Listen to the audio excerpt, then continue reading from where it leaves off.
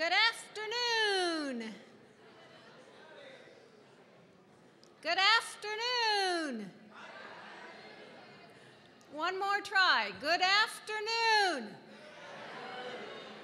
All right, thank you, and welcome to the closing session of the 2012 annual meeting. It's been quite an eventful 3 days.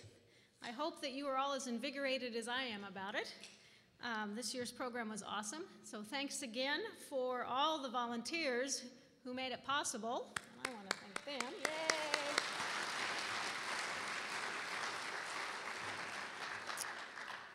During the past 3 days of the scheduled speakers and presenters, I want you to know there were 283 companies, 85 universities, and 31 countries represented. These individuals were part of 12 symposia, 3 poster talk sessions, 6 science cafes, 12 technical sessions, 3 hot topics, and 282 posters. Plus, we had an excellent turnout for this year with over 1,000 attendees. Now, yay!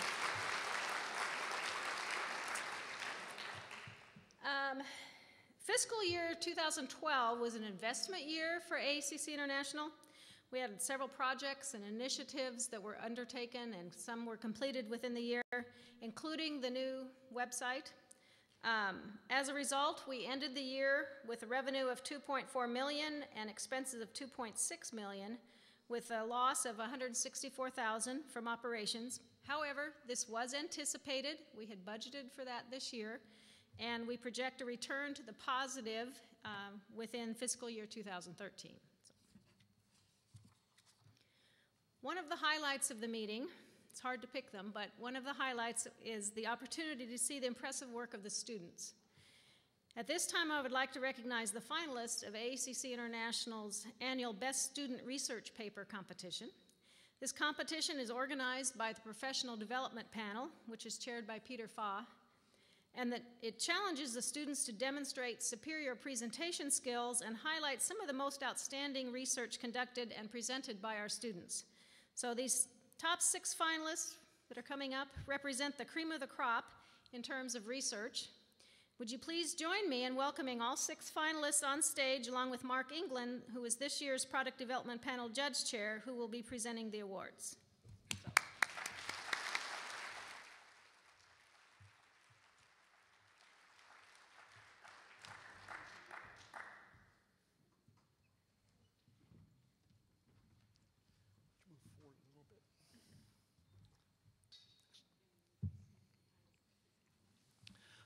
On behalf of the AACC International Professional Development Panel and the members of AACCI, I would like to congratulate all of you on achieving finalist status in the Best Student Research Paper competition. Thanks again.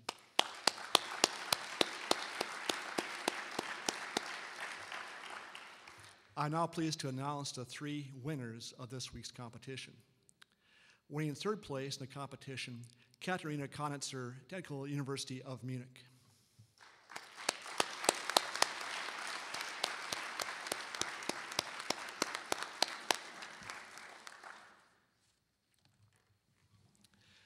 And in 2nd place this year, we have Fred Barros, Texas A&M University.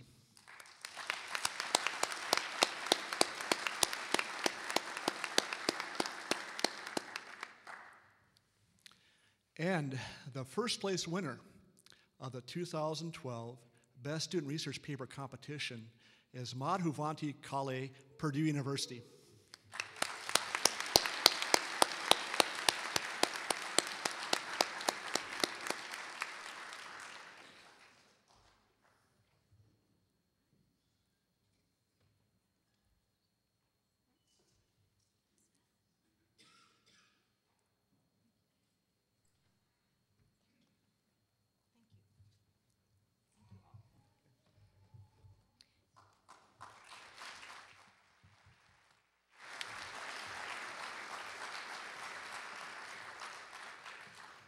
So thank you, Mark, and congratulations to all of the finalists. We've already given them another warm round of applause, but I think they deserve it. They've worked very hard.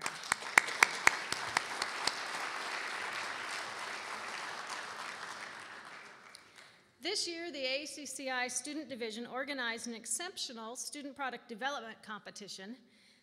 The competitors included 5 teams representing 5 different universities. They were Iowa State University with Adventure Bites, Kansas State University with Instant Sorghum Noodle, Texas A&M University with Sunny Snaps, Ohio State University with the Unbeatable Burger, and the University of Pretoria with So Yummy Cookies.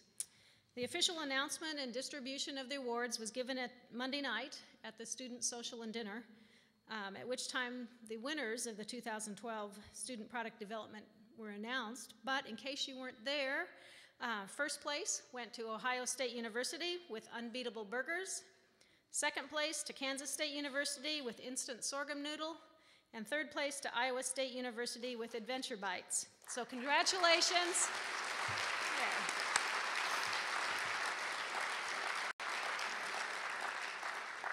Congratulations to all the participants and to this year's student organizer, who is Tom Jodico from Texas A&M. Yay. Yeah, yay for Tom. He worked hard. The Cecil F. Finney Award was given in the form of a travel grant for professionals to attend the AACC International Meeting. The award also provides a complimentary AACCI division membership and free registration to the annual meeting. The award was administered by the AACC International Foundation and was made possible through a generous donation from Cecil F. Finney, whose membership with AACC International spanned his career from 1943 to 1999. This year, we're very pleased to announce the 2 recipients of the Cecil F. Finney Award, Lisa Casper, and product development consultant at the Food Development Center in Canada, and Larissa Cato, research officer, cereal chemist at the Department of Agriculture and Food in Western Australia. So congratulations to Lisa and Larissa. Stand up and we'll give you an applause. Thank you.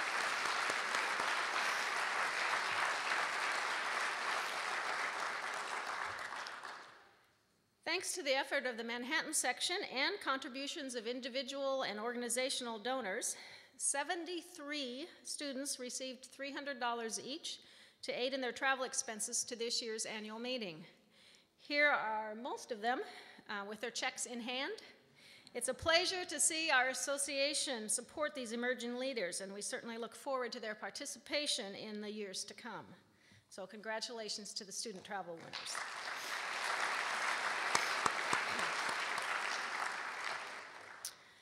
The final award this afternoon is the William F. Geddes Memorial Award. Created in 1961, this award aims to honor the zeal and unselfish industry of an individual member, emphasizing the importance of his or her contributions to the work of the society. This year's recipient will be the 53rd person to receive this award. And as you probably recall from previous years, those of you who have been here before, the awardee, as tradition dictates, has no idea he or she are about to receive this award. So a few clues. Let's see how many of you can guess who it is. This person has been a member of AACC since 1981. Or it's someone who's old. Is a supporter of the arts, sculpture, painting, jazz, blues, live theater. That help? Has held offices in the AACC Board of Directors, Milling and Baking Division, served as Associate Editor for Cereal Chem. This may give it away. Currently serves on the AACCI Food Safety Systems Task Force. Received his or her BS, MS, and PhD from Kansas State University. Enjoys cooking, entertaining, reading, working in the yard. Has experienced more than 20 years of progressively more responsible management positions, from cereal chemist, project leader, manager of the experimental baking, director of the experimental baking, and currently, Vice President Audit Technical Services of AIB International, my very good friend, Maureen Olevnik.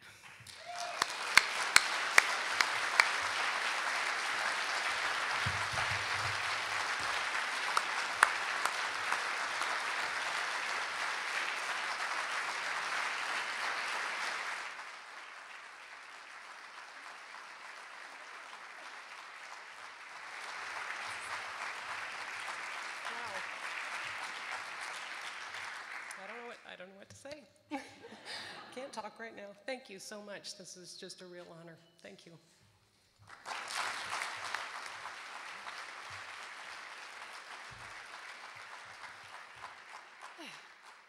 Okay, with the close of this meeting, it's time to recognize our outgoing board members. So please join me in recognizing the directors Lydia Midness and Rodney Booth, whose work and dedication have been very greatly appreciated.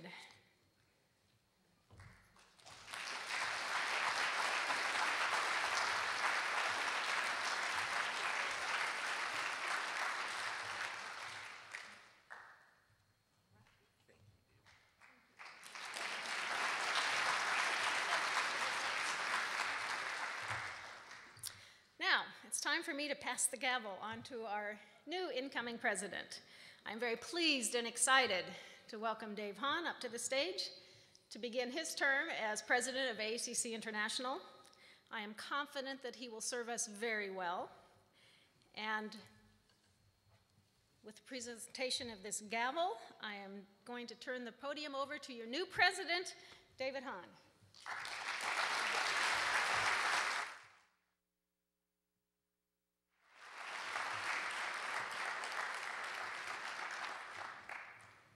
Thank you, Debbie. I am grateful for the opportunity to serve AACCI as president, and I look forward to continuing the incredible work that was started this past year under your leadership. I'd like to also thank the members of AACCI. I'm excited about the opportunities we have made through the initiatives that Debbie has shepherded over the last year and outlined in the opening session. I'm also fortunate to build on all that has been accomplished in this past year. Our new website, assertive publication strategy, will create significant momentum for the years to come. With the specific action items that Debbie outlined in the opening session, we have a lot of progress to make, and I'm confident we will. I encourage you to join us in these efforts. Contact me, a board member, or one of the people that Debbie mentioned and outlined at the opening session. We look forward to your ideas and assistance. I'd like to offer special thank you to those who placed their contact information in the opportunity envelopes that were available throughout the meeting. We will be contacting you on the upcoming initiatives and action items. And now for my first official duty as president, I'd like to introduce our incoming board members. Jan de Cloor will be serving as president-elect. Two new directors, Perry Ng, who cannot be here with us tonight. Jan Perton will start their 3-year terms on the board. And David Braun joins us as treasurer-elect. I look forward to working with all of you.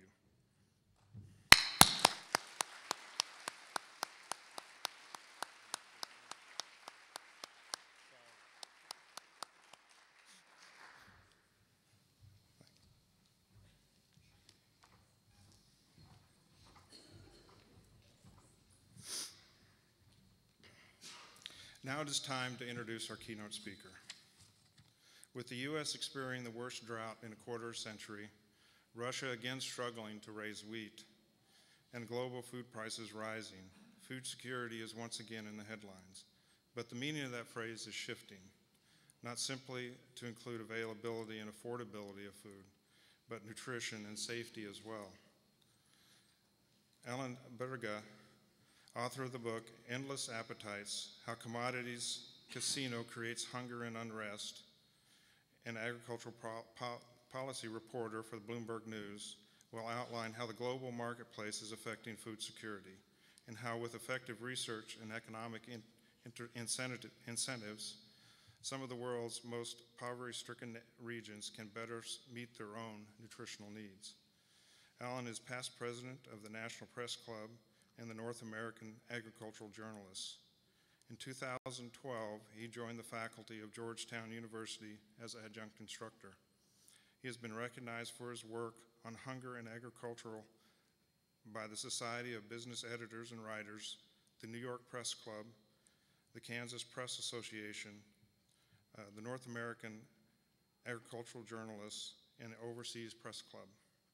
Alan grew up in a farm near Motley, Minnesota, graduated from Cordia College in Moorhead, Minnesota, and the University of Minnesota. He began his career in the St. Paul Pioneer Press and also reported for the Sioux Falls Argus Leader and the Wichita Eagle. Ladies and gentlemen, please welcome Alan Bjerga.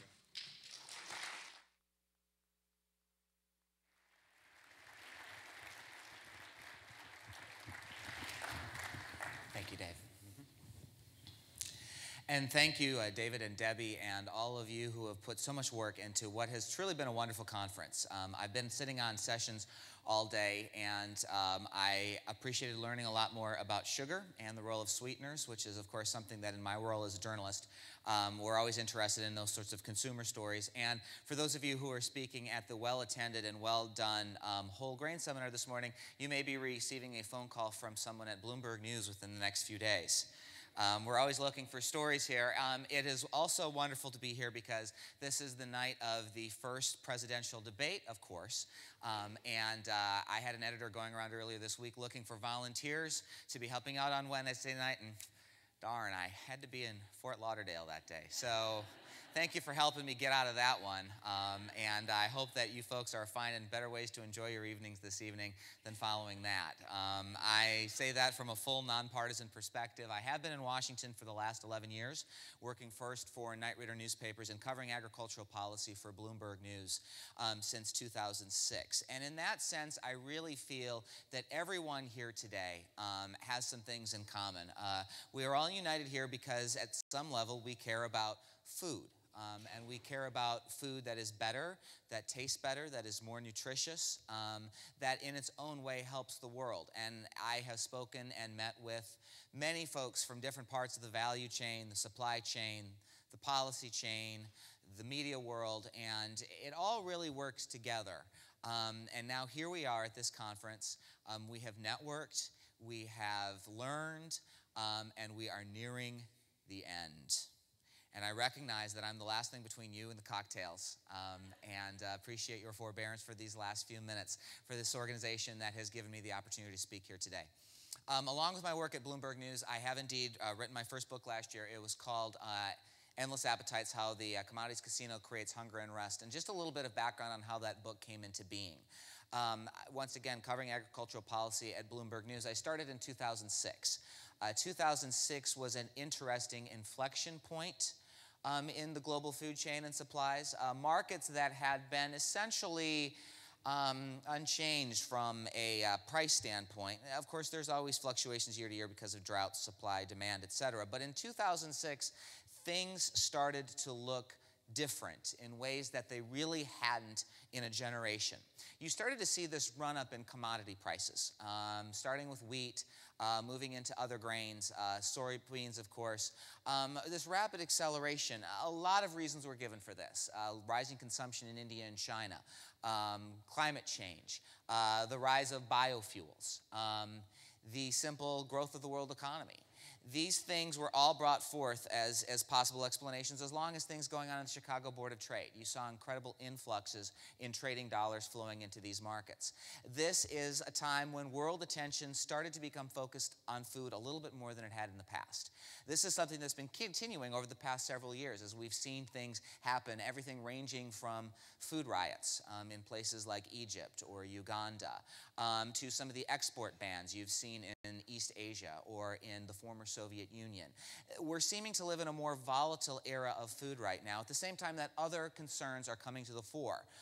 Things such as food safety, nutrition, how does trade interact with some of these concerns. So this is a lot of what the book Endless Appetites relates to. And what I wanted to do really, since a lot of you have been seeing in charts and graphs, and I'm a journalist, and so I know much less about your areas of expertise than you do. It's the classic knowledge that is a mile wide and an inch deep. What I try to do is make connections, and I also like to take pictures. So for the next few minutes, I'd like to show you some pictures, some of which have to do with the book and others of which just have to do with the topic of food.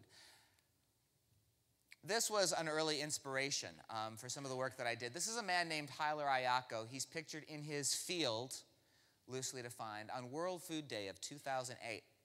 At that time, Ethiopia was going through, in some places, a multi-year drought. There were 6.4 million people at risk of famine. There were people surviving at the time on what are referred to in Ethiopia as famine foods. Famine foods are a general term for the things that people survive when their actual food supplies run out. Native herbs, plants, etc. Hylar in the previous year had experienced the malnutrition-related deaths of 3 of his children and 14 of his grandchildren. As the patriarch of the tribe at the age of 70, he had not had a crop in 3 years, had been slowly selling down all of his animals, and was wondering, where is the market for my goods, and more importantly, where is the rain? On that day, he received a 100-kilogram-pound bag of corn soybean blend, peas and lentils, things that could feed his family for a month, distributed by the World Food Program. That aid was donated by the United States of America. The peas on it had actually been grown on a farm in North Dakota that I had visited earlier in the point of my project, taking a look at the food chain as it moves along, as well as some of the policy implications. But Hylar needed a crop, and he was wondering in the fall of 2008 where it was going to come from. These people, meanwhile, were betting on the global commodities market. This photo is from the Chicago Board of Trade.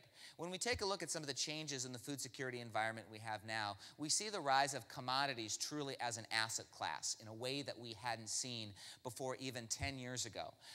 One of my favorite statistics I like to point out is index funds, such as managed by J.P. Morgan, Goldman Sachs. Their size of the funds rose by a factor of 60 from 2003 to 2010, i.e. the number of commodities futures that were controlled by these funds rose from about $6 billion total in 2003 to about $340 billion in 2010.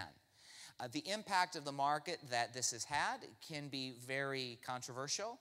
Some folks say that in a commodities market that is liquid, there is always a buyer and a seller. It doesn't affect the price. There are other people who think that this has structurally moved the price of commodities, and thus food prices, that tend to affect the world's poorest people most, in a permanently higher direction, leading to forever impacts on supply and demand. The debate continues to rage around, but one of the important places where food security is happening now, in ways it wasn't even a generation ago, is on trading floors. This woman is 20 years old. She's selling corn in a market in Sado, that's in southern Ethiopia. She is making the equivalent of, when you do all the conversions and transitions, she's selling her corn for about $3 a bushel. These are the local marketplaces. Ethiopia is a place where I returned in 2011, again while I was working on the book, because it's so emblematic for some of the issues of the global food supply chain and famine. One of the issues that we're dealing right now is that distribution system, are those markets, that storage capacity, the simple fact of having a grain bin in places like sub-Saharan Africa, where 40% of a harvest on average can be lost to waste. A problem that has been had in Ethiopia in recent years is that the market signals, because of the volatility, has been moving up and down so radically. Farmers don't know what they should plant from year to year. With climate becoming ever more of an issue, with rains being more erratic, less dependable, you're seeing more of those issues coming forth as well. Another issue that we are seeing is simply some of the cultural implications of this new food world that we live in as well. These are 2 generations of Maasai in Kenya. She is in traditional dress. She is 50 years old. She follows a very traditional pastoral way of life. This man, 20 years old, keeping his beans in a new storage bin provided by the World Food Program, is staying put. He has 20 acres of land. He's trying to expand more. When he's 24 years old and he has a college degree, then it will be time to marry. And at that point, he will start to raise more capacity as a farmer. But what does this do for the indigenous culture? And what does this do for the long-term sustainability of land when this farming scheme is all, once again, built on rains that may or may not come? Other issues involve trade. What should people grow? When you look at the world of global agribusiness and supply chains, what a large business wants a particular population to raise may not be what is necessarily best for them from the standpoint of food security. Does food security equal self-sufficiency? Last week I had the opportunity to interview Greg Page, the CEO of Cargill Inc.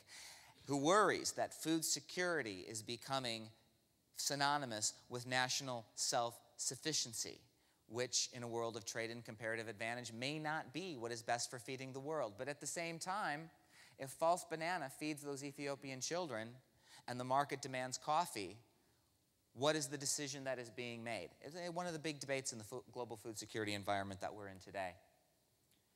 A photo from the Kenya Agricultural Research Institute in Thika, which is about a half hour north of Nairobi. Some of you may have been here at some point or other.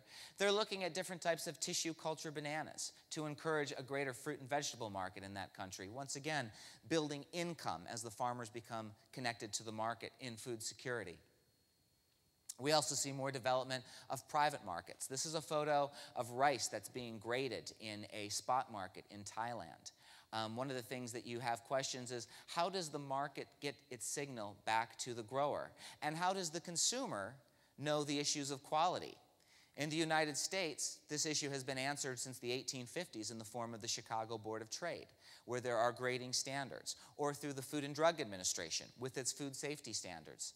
Thailand is one of the more developed agricultural economies, but throughout regions of the world, how do you let that farmer know what they should be growing to the market and what should those standards be? Once again, a raising question in the food security environment of today. Another question, I'm standing here, most speakers will give you answers, and I keep bringing forth more questions and more questions and more questions. This is a bean factory that I visited in Nicaragua.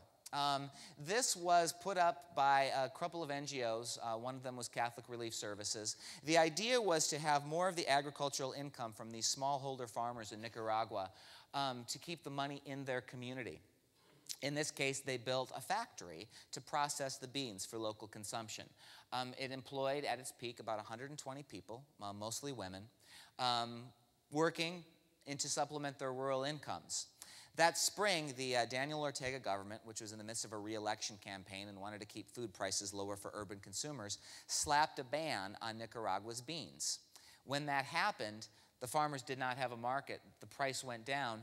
This plant started to have layoffs. There were about 20 people who were working at this bean plant when I visited it that April. National policy decisions have an impact on local communities and what they do in the food production chain. And also from Nicaragua, we always look at the questions of infrastructure. One of the more inspirational stories, more hopeful stories of the book, one of the farmers that I met, the very first one I talked to, is a man named Hugo Alejandro. He is in his mid-40s. He lives in rural Nicaragua. He is illiterate. He has a silver dollar-shaped scar on this wrist. When he was a draftee for the Sandinistas back in the 1980s, he took a bullet from the Contras that has rendered his right wrist not quite so mobile. But in recent years, he's had a chance to grow his tomatoes, which he had always sold within the local marketplace, for an exacting new buyer with higher food safety standards. That would be Walmart. Walmart has helped him with drip irrigation systems that allow him to get more from his water. It's also given him a solid market for his goods, which need to be transported down this road for the perishable products such as tomatoes. So these are some of the interconnections that take place in our global food security environment today. And they're all profiled in that thing, available on Amazon and barnesandnoble.com. So that brings us to today. This photo was taken last week. I was in New York City, and I got to admit, I'm not necessarily the world's best grocery shopper. I tend to shop a lot on price, but for some, and I'm sure I've seen this before in my life, but for some reason, maybe it was the lighting in the Duane Reade grocery store in Manhattan, the magic of being in the Big Apple, but somehow this 100% whole wheat, stone ground Wonder Bread made an impression on me. I really hadn't thought about Wonder Bread for a while, but I bet there are people here who think about Wonder Bread, or at least have some thoughts about Wonder Bread, taking a look at some of the changes in the food environment we're dealing with today. I don't know about you, but the Wonder Bread that I ate as a child looked nothing like this Wonder Bread here. Having Minnesota ties, one thing that I always think about is the Mill City Museum in Minneapolis, which I would recommend that people visit if they ever get over there. It talks about the history of flour milling and such, and the idea that in the 19th century, You wanted the purest milled flour possible. Get rid of all those crazy whole grains, all those things that might not be pure or might have insects in them. The idea of purity and nutrition has changed so much within recent years, and even in this last generation. Stone ground 100% whole wheat Wonder Bread becoming part of the food security solution. You see this in discussions of U.S. policy in Washington. You know, not only are those bulk goods sent from the United States that go overseas, the surplus commodities, not only are they criticized because they may not encourage the development of local markets, because they may not get to famine-struck areas in time. Haile Ariako waited 6 months for his U.S. aid shipment. They may not be the right nutritional mix. If people who are in their first 1,000 days of life need certain micronutrients. And food aid, you see, starting to be tailored towards those areas. I hear it in policy debates when I cover these bills, things being discussed that you did not hear discussed 5 years ago. And to me, 100% whole wheat, stone ground Wonder Bread, which apparently has some nutritional content in it, according to the label, that's a sign of a change. This is also a sign of a change. This is Missouri corn last August. One of the things I've been doing now this last summer is traveling across the United States, doing a lot of stories from the drought-stricken regions. And that has had a lot of lessons and examples as far as what the evolution has been in U.S. agriculture over the last generation. Missouri, this is a photo of corn, but something that struck me about Missouri was their pasture land in mid-August. Every week, the USDA puts out a report on the progress of different crops, and they put out condition reports throughout the summer. When I visited Missouri in August, their pasture land, 85% of it was rated very poor, 14% of it was rated poor, and 1% was rated fair. In the month of August, there was 0 good or excellent pasture land in Missouri. 99% of it was dead or near dead. And this cornfield was like that as well. As you see farmers deal more with the volatility, looking at their balance sheets and wondering what inputs make the most sense, what seeds make the most sense, you see both sort of the universality of some of these issues that we're seeing in agriculture today, dealing with climate, dealing with price, dealing with these volatile markets.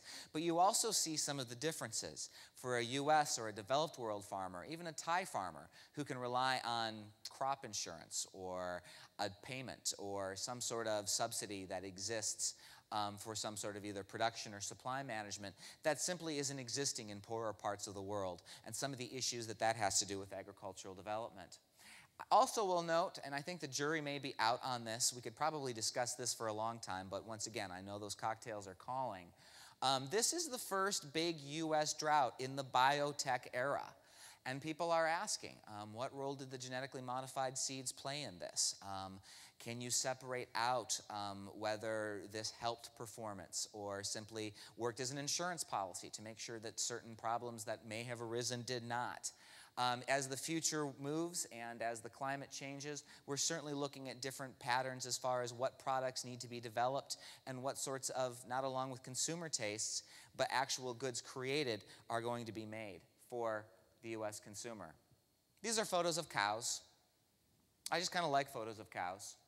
My family grew up raising cattle the first few years, and then we switched over into sheep, and that's a whole other story. But it's interesting when it comes to the issue of consumer education. Something that's been really striking this year was having the chance to teach some folks some things about agricultural economics, such as the fact that when a major drought hits in the United States, one of the first signs that you'll see is beef prices will go down. And why would the beef prices go down? Because the farmers don't want to feed corn, they put them to slaughter early. Leads to a temporary increase of supply and lower prices. So having the opportunity to tell people about those wrinkles, those changes, once again fits into that consumer education that I know a lot of people are connected to as well. And finally, climate change. This is a shout out to all the folks here from K-State. I get the impression that you're fairly numerous. But this is a story I have coming out next week. Hoping it's coming out next week. Worked on it for a while. I was in western Kansas last month, kind of in the Hoxie Park area, taking a look at some of the ways that farmers are responding to multi-year droughts, which I know on the high plains people have seen. You see questions about, is the crop mix in the United States the right mix for people? Is it what makes sense for farming go forward? What sort of research needs to be done in crops besides corn, wheat, soy, things that are traded on the Chicago Board of Trade? How do you create markets and supply chains for those challenges as we go forth into the future?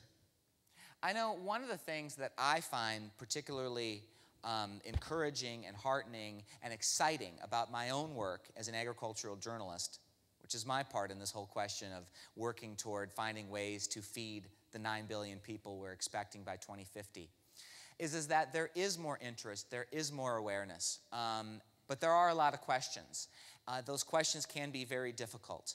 I know people within their own fields working through science, working through research. You're doing your part to work on all of these things. I'm trying to do my part as a professional communicator, working towards helping consumers learn more about this. One of the things I really enjoy about opportunities to be at an event like this today is the opportunity to interact with all of you folks and have that chance. And, you know, I would very much look forward to hearing what you all have to say or ask or comment about questions. This is my last slide here. This farmer was alive during the Dust Bowl when I was out on a trip to Illinois a couple months ago. That's his first tractor from the late 1950s. He's 85 years old, lived through the Dust Bowl. He talks about when he was a child, shoes were only worn on Sundays. He would carry a water can in front of him as he walked from the stream to water his tomatoes, and he would splatter water in front of his feet as he walked forward so that the ground wouldn't burn the bottom of his shoeless feet. That was in America in 1934. He became his own farmer. He raised a family, 4 families. One of his sons continues to have the farm. And it just reminds you that in the space of one lifetime, radical changes can happen, more so even than 100% stone ground whole wheat Wonder Bread. You see real shifts taking place. And you look at a place like sub-Saharan Africa and Haile Ariako, the man that we saw in slide 1, and you wonder, what will the world be for his children and his grandchildren as we go to this world of 2050, 2100, 9 billion, 10 billion? What will the health of their food be? What products will they be consuming? What solutions will be found to some of these issues of nutrition and taste and affordability and market access and sustainability and climate and markets?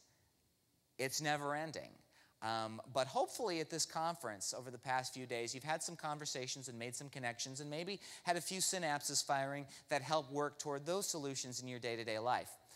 I've had the pleasure in the profession that I have chosen to have a chance to talk to some of these folks and share my inch-deep, mile-wide knowledge to different audiences and different people. And I thank you for the opportunity of having this chance to talk to you all about it today. Hoping to hear some thoughts from you guys, if not immediately now, at the reception. But thank you so much for having me here today. And congratulations on having a really great conference. Congratulations to your new leadership and your scholarship recipients. And best wishes. Thank you.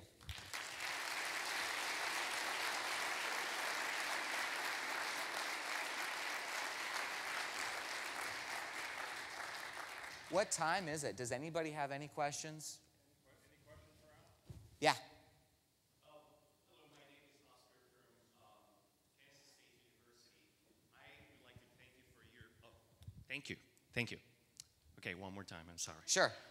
All right, I'm Oscar. I'm a student at Kansas State University, and I really appreciate your thoughts, this, perspective that you pictured for all of us. I am not ashamed to say that I am from Nicaragua after looking at those pictures.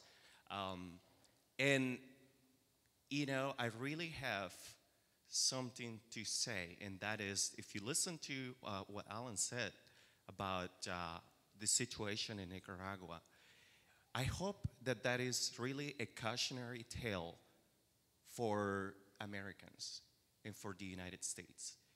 And I hope that you don't allow any populist policy to get into your system, into your free market system, and to create the type of negative impact that happens in Nicaragua, where we have a socialist government that dumps the prices, that drives down the private sector, the economy in general, and that basically makes people, middle-class people, of course middle class in Nicaragua is a lot different from middle class in the States, but no matter what, it's middle class, lays them off.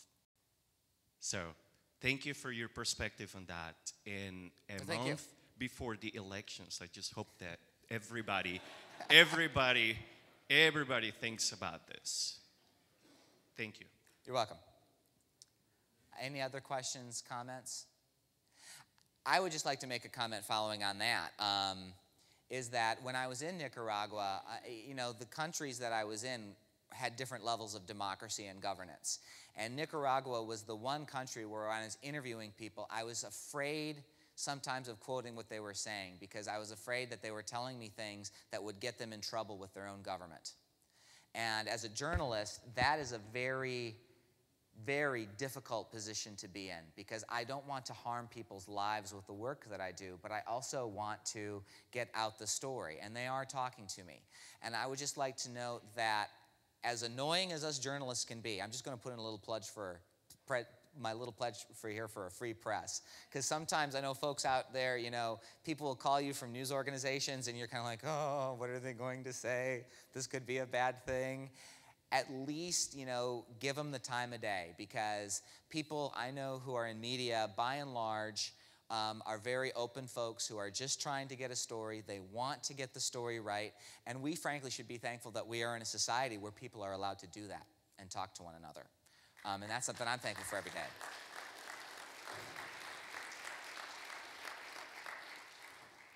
Yes.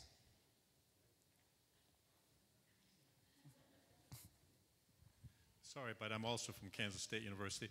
There's nothing to be ashamed. Hey, Kansas was really good for me. I mean, Kansas decided to send somebody who knew nothing about Washington politics to Washington, D.C., and I will always be a fighter for Kansas and Wichita, like every place that I go. So, Good. My question is, as you've... Although I didn't know the difference between the Wildcats and the Jayhawks before I moved there. Okay, well, it'll become even more obvious this weekend, so... In terms of your travels, and you mentioned food aid shipments, and obviously having those and helping people in need is an important component. At the same time, it also creates potentially some dependency on those at the same time while you're trying to encourage local production of crops or utilization of local crops in value-added products and so forth. Do you have any comments or observations to share as you've traveled in those countries with regard to food aid shipments versus trying to help local agricultural production to become more sustainable aside from the fact with drought conditions and so forth? Yeah, I've been asked this question at various events for the last 4 years now, and it's just in recent weeks that I think I finally figured out an answer to it. Part of that, I say that because, once again, working as a journalist, I'm not a political advocate. I'm not trying to advocate for a policy position. And frankly, if I were, that would sort of be a betrayal of my job as a journalist because I really need to be an honest broker between contending forces. And I often do find, frankly, in my work, that there are legitimate ways to disagree. And the food aid issue is a controversial one. And I do respect a lot of viewpoints because I don't think people have the wrong things in mind, but this is something that I would point out because I've just been thinking about this the last few days because we are now, right now in the United States, living under the 1949 Farm Bill, okay? The last Farm Bill expired on September 30th, and right now the law of the land is what we had 63 years ago. It doesn't actually have any real sort of effects. It's one of those Washington sounds ominous, but actually there's a lot of kabuki theater going on. It really wouldn't bite for about a year. But it is interesting because it's made me look at the agricultural world of 1949. And that's important to understand food aid, because the PL 480 program originated in 1954. And if you look at the agricultural world of 1954, there are two important things to point out. One, the big concern in the United States right now, at that time for farmers, was what are we going to do with these surpluses? The U.S. farmers were oversupplying the domestic market. Exports really hadn't happened yet. So they had all of these excess government goods that they needed to do something with. Meanwhile, over in places like sub-Saharan Africa, in the 1960s, just for a fact, Africa was a net agricultural exporter. The food security issues were not as strong, not as acute there at that time as they later became. Now, you had more issues in South Asia, you had a lot of issues in Korea, but at that particular time, there wasn't the same concern or awareness about dumping surplus goods on a place. You did have these surplus goods. The U.S. had to do something with all this wheat that it was storing. When you had isolated issues of famine in other parts of the world, there was a real sensibility toward, we have a surplus, they have a need, they have an agricultural infrastructure, we just need to help them out a little bit, and so you would ship them over. Now let's take a look at the world today. The issue is not big U.S. agricultural surpluses. The issue is that supply ratios are down for various reasons, more so than they have been in a generation. We're having tight supplies. We actually need more production from more places. And ironically, some of the places that would best be able to help the whole world meet its food security needs are the ones that are getting food aid right now. We're talking sub-Saharan Africa. We're talking parts of South and East Asia. These are places that, if they had the right market incentives, probably could become real strong producers. Zambia and Malawi have recently become corn exporters. There's no reason other countries can't do this as well. So now in this context, a food aid program where you're taking a surplus that you don't really have and then sending it to places that what really need is to develop their own agricultural economies, from an economic standpoint, it doesn't resonate the same way it did 50 years ago. Is there no place for it? Certainly there's a place for it. There's always a place for an emergency food aid for a place where there's an acute need and not the infrastructure to do it. But I think there's going to need to be a lot more sophistication in what your toolbox has to include. And a lot of that are the development programs that actually help farmers in developing countries become the viable producers that can feed themselves and in the end help feed this expanding world. So that's a better answer than you would have gotten 2 years ago. I've been practicing. Anything else? Yes?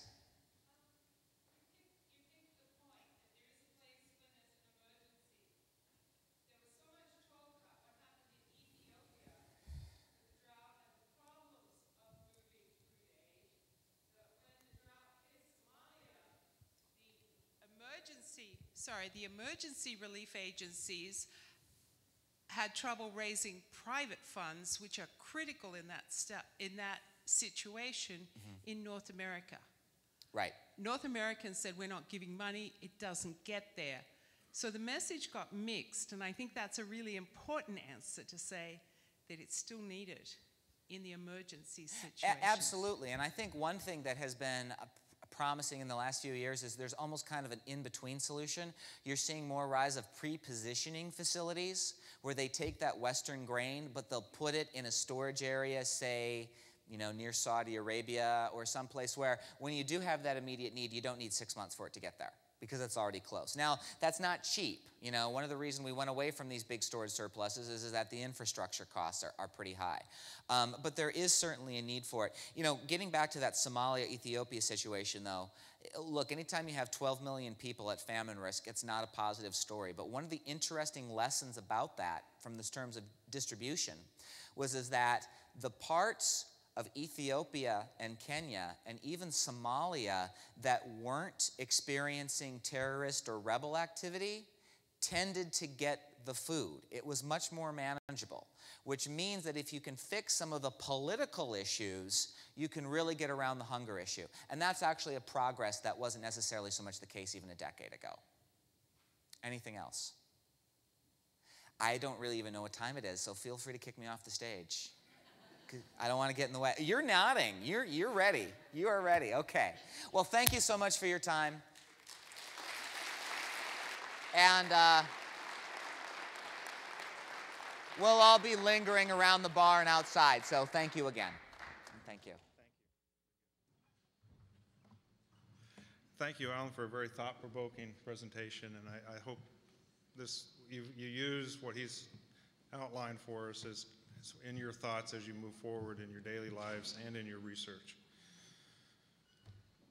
Next year, AACC will head to beautiful American Southwest for the 2013 annual meeting, September 29th through October 2nd in Albuquerque, New Mexico. Our meeting program team will be hard at work this coming year to deliver you another strong, science-filled program, so mark your calendars accordingly. Kaushik Simran is the program chair for 2013 from the University of Guelph, Department of Food Science. Kaushik has made many important contributions to the AACCI over the years, and we're excited of the program he and his team will develop.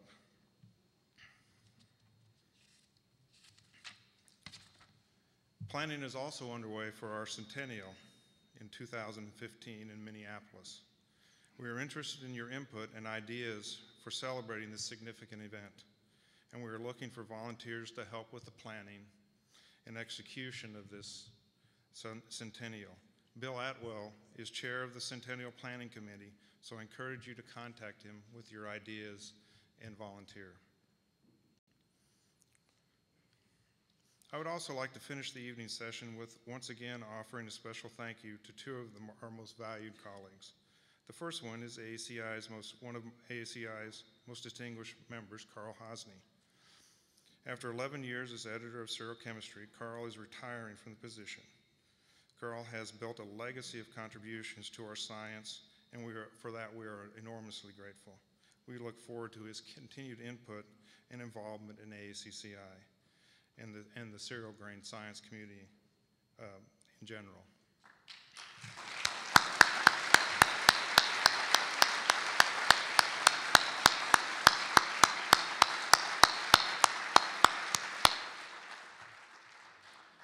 Lastly, as Debbie announced at the opening session, Steve Nelson, ACI's Executive Vice President, is retiring on April Fool's Day this next year. I thought that was very appropriate. After 40 years of service to the association, of course, over the course of those 40 years, Steve has earned the respect and appreciation of many AACC leaders and members alike, not only for his professionalism and skillful leadership, but also for his dedication and genuine interest in helping us grow and prosper. Steve, words cannot express the extent of our gratitude.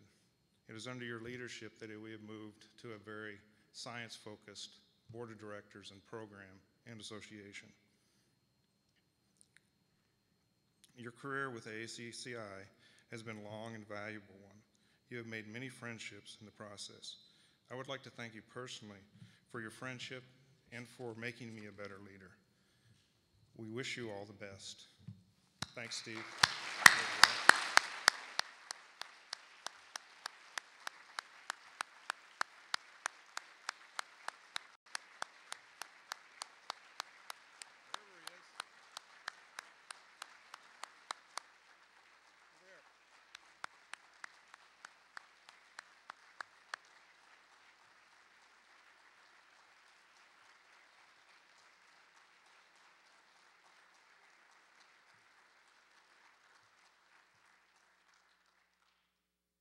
I would encourage you all to thank Steve personally if you haven't already done so during the meeting, during our social here in a minute. And now I'd like to invite you to join in some conversation and have a libation. And we'll see you next year in Albuquerque. Thank you all for your support.